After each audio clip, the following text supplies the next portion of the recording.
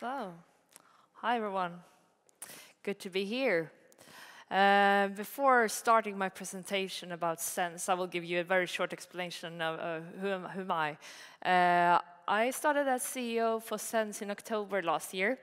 I've had my career within the wind energy business most of the time. I run my own company within the solar business and also invested at the same time in a startup called Pumped Hydro Storage. I have therefore been following this, or at least part of this company, as an investor the last few years. A lot of things happened in Sens last year. I was really thinking that the new strategy of the company really appealed to me. Being in the renewable energy business for 15 years, you really understand that the storage market is the next train that will run, and I want to be part of that. So therefore, I said yes to take the role as a CEO of this company and take it forward.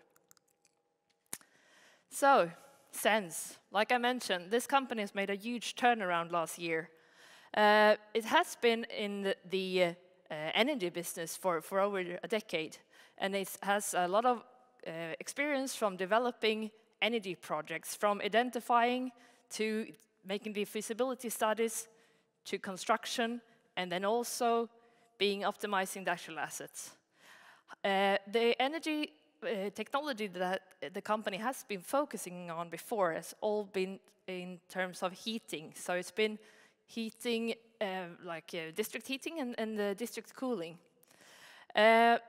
The company, if you look at it closely, you will see that the figures from the last year's report are not so optimistic. So what the board decided to do was to say we need to make a drastic change here. We need to stop the part of the business that is not working well. But we do have something in this company that we really see a huge market for, and that's the knowledge of energy storage. The storage that was in this company was about storing heat. We also know that the storage of storing power in terms of electricity will also be a huge part of the future energy system, and therefore they decided to go hand in hand with a company called Pumped Hydro Storage, and that's Sens today. To ensure that this new Sens would be successful, a new management group was put in place to ensure the right experience was in the company to do this. This is what you've probably been hearing all day, and that's why we're all here. I mean, the world is really changing, and what we now see is the biggest transformation since the Industrial Revolution, and it has just started. And as was addressed here earlier, the last week's very sadly development in Europe is just making it even a more emphasis on how important it is to build more energy here in Europe. And what you hear is that the only the alternative, short term at least, is wind power. You know how we have solar and wind power. That's the resources we can proceed with now within our part of the world. And there we see the demand for storage, as already we mentioned, is going to be huge. So, long duration energy storage, LDES. So I liked the interview, the presentation just before me, where Soltex gave you a good landscape of all the storage technologies out there. I should have had one of those, so thanks for giving a bit of a preview on that. So we have two of those storage solutions within our company today. We have the need for moving the electricity to the hours where the sun is not shining or the wind is not blowing. And then we also have the storage for heat. That's a lot longer. We can store energy that is produced for summer. Pretend, for example, a waste-to-energy plant that has to produce also in summer because no one wants their waste to be lying there waiting until the winter. Today, all that energy is just taken out into the air because no one needs that energy in the Nordics, at least in summer. So what we can do is to store it. And then in the autumn, winter, that heat could then be used for the grid. So we have two kinds of storage within our company, and they are serving slightly different purposes. But the common thing here is that what we do is that we take the energy that is available, we store it until the demand is higher. I want to mention this because it's also get the question like, how large is this market?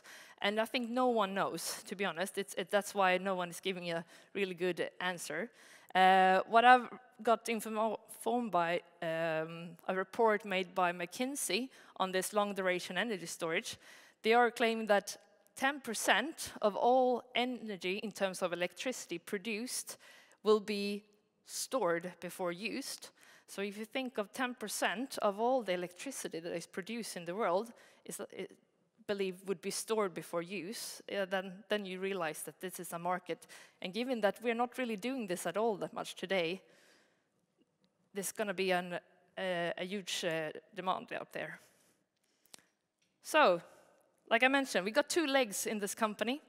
I will give you first an explanation about the first, what Sens brought into the company from before. And that's really all the development of sustainable energy projects connected to heating and cooling systems. So here we have a running business today. We are supporting our clients, which are most of all the energy companies that runs district heating and district cooling. Here we support them with making feasibility studies. A lot of these systems start to get fairly old. We also see new production possibilities, data halls and industries, and we want to make use of that energy into the district heating systems. And we are supporting them on the calculations and feasibility studies to enable this. Also, once all those assets are in operations, I mean, it's really important to ensure that we are now using data analysis to optimize the production and optimize the income. So we are doing that today. We also got patent in the company when it comes to this storage of that I mentioned, that you could store from summer to autumn and winter when demand is higher. So this is the running business. We will scale it up, but it's profitable today, and we plan to keep it profitable. The other leg is the other battery symbol. That's how we store electricity. So there are a lot of technologies out there. Saltex mentioned pumped hydro.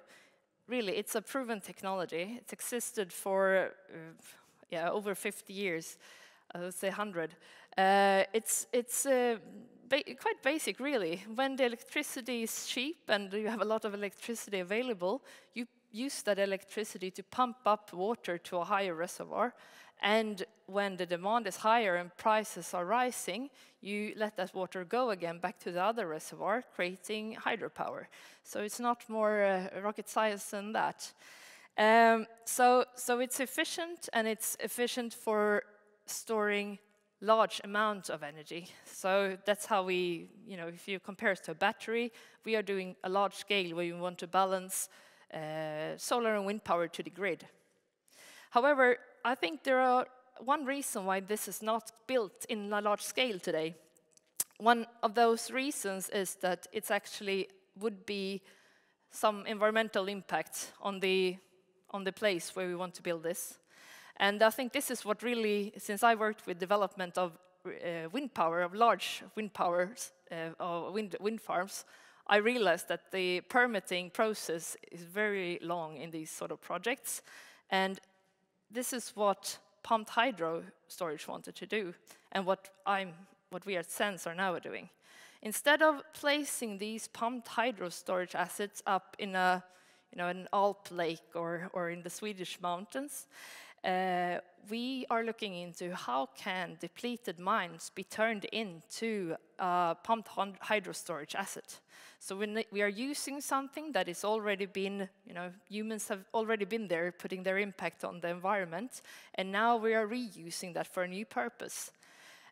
Apart from the environmental impact that we don't have to do it in an alt lake, I think the other really good thing about using the mines instead is that if you look at it, the markets that will really have a huge need for balancing wind and solar would be the markets that does not have a lot of hydro today. And the countries that does not have hydro are typically flat in their nature, so it's hard to make a hydropower or pumped hydro storage if you're not finding a depleted mine that have the same prerequisites as the traditional pumped hydro. You do have the significant height difference, and you do have an upper reservoir and a lower reservoir. And this is what we're doing today. Our role here is to be a product developer. We could have been a consultant firm. However, if we look into the wind business, for example, we see that there's a larger share for us if we are owning the assets and sell them as an interesting investment opportunity rather than just bringing in our knowledge in this case. So what we are doing now, and what has started up last year, and what is really our focus at the moment, is to secure mines, as in ensuring we have long lease agreements with the mine owner that allows us to develop it into a pumped hydro storage asset, and we can sell that to the market as a renewable energy investment opportunity. I told you in the beginning, my background is from the wind energy business. So is the CFO in the company, and also other people in the company come from the wind business. So I think we all feel that we are understanding each other really well, and I think we're all seeing a lot of the ways things are being done in the wind business. That's the business model we are applying to our business. I often get the question then, when will this be profitable? I will, with this slide, try to illustrate how a developing company works in terms of that what we are doing is that we are eliminating the risks, and that is creating value. Long term, or short term, sorry, this is what we're doing. We're now ensuring we are securing the site. We are using our knowledge and our expertise to ensure we continue with the project that has the best prerequisites.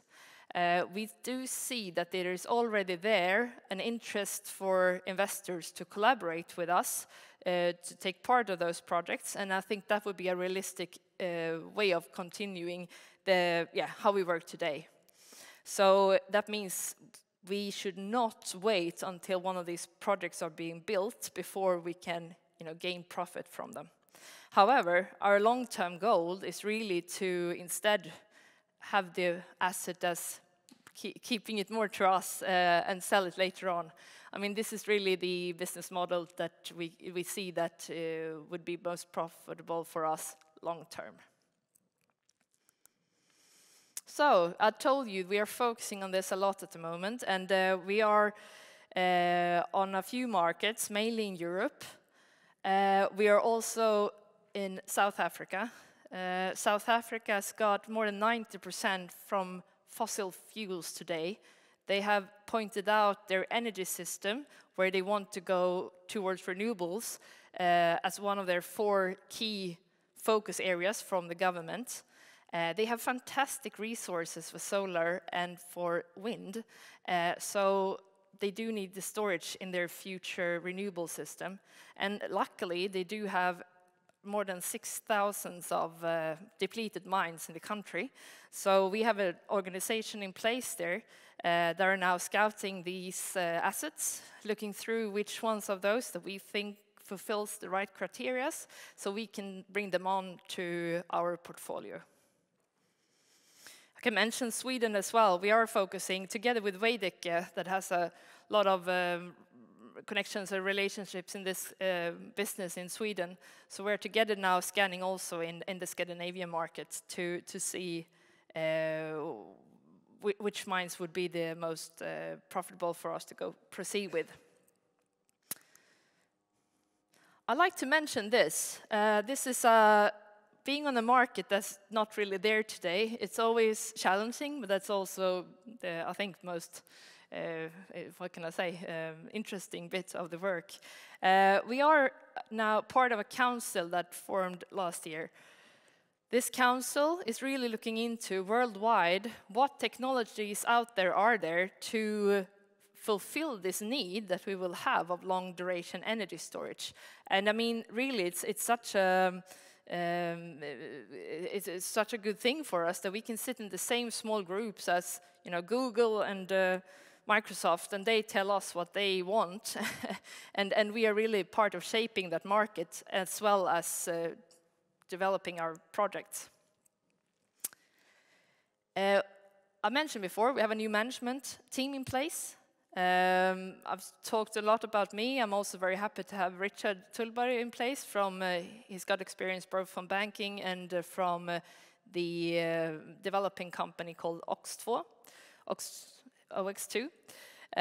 Martin Sjöberg is our COO, and he's got experience from both Vattenfall, McKinsey and Skanska. So we really now a driven team that wants to ensure we take those projects forward. Also, the board was reshaped last year. Mainly, they made it smaller because we are now a fast-growing company on a new market. Important to have a smaller board to ensure we can have fast decisions. We have a new chair of the board, Mikael Odenberg, and he could really now support me and support the organization with the international connections he has within the grid and energy business.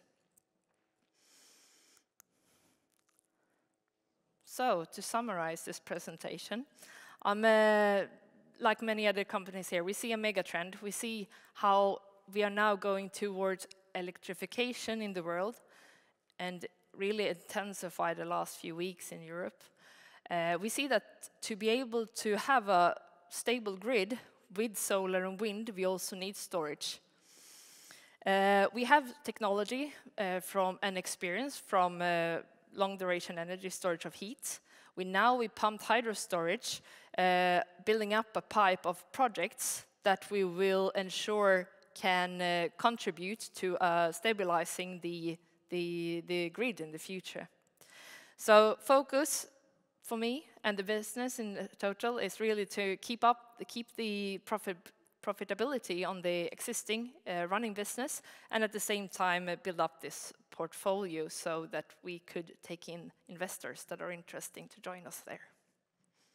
Thank you. Well, thank you very much, Lise. Question here in terms of competition. It's always interesting. I mean, there's room for many, I assume, but could you share a few words about competition? Yeah, no, first of all, what we have noticed is that there are others with the same thought, and I think that's good. That means that we're not completely, wrong out there. We'll be worried if we were the only ones seeing this, to be honest. However, I can't see that I've found competitors that are thinking of this as a project portfolio scope. Most of them are seeing that they have one mine, either because they're a mine owner and think maybe we can make a pumped hydro storage, or that there is an energy company and want to look at one mine. So definitely the thought is out there, and like I mentioned, Vedic also see that this could be a potential scope for them in terms of contractor works in the future. But I cannot see anyone else making this, international development scope out of it. You mentioned South Africa, and that they had a number of many abandoned mines.